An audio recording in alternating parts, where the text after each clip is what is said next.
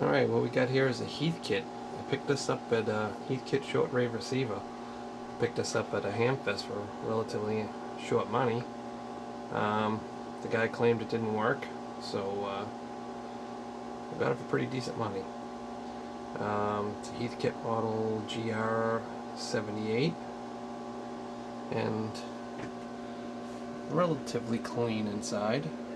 And when I brought it home and hooked it up, oh, I didn't even hook it up yet.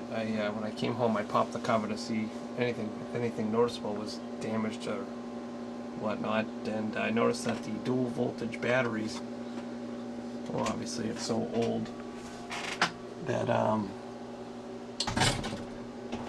the door here, sorry, that it's so old that they must have decayed and been pulled out at some point.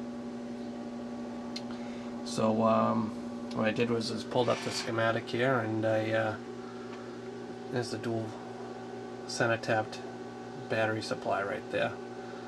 And basically this unit could be powered off 12 volts externally. So I tapped here and here, and that's basically what I did right here.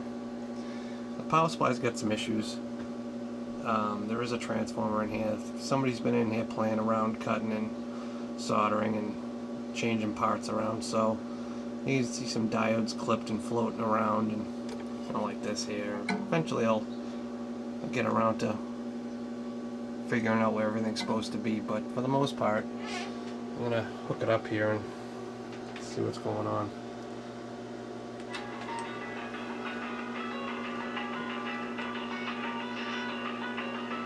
She does work. Needs to be cleaned up a bit, but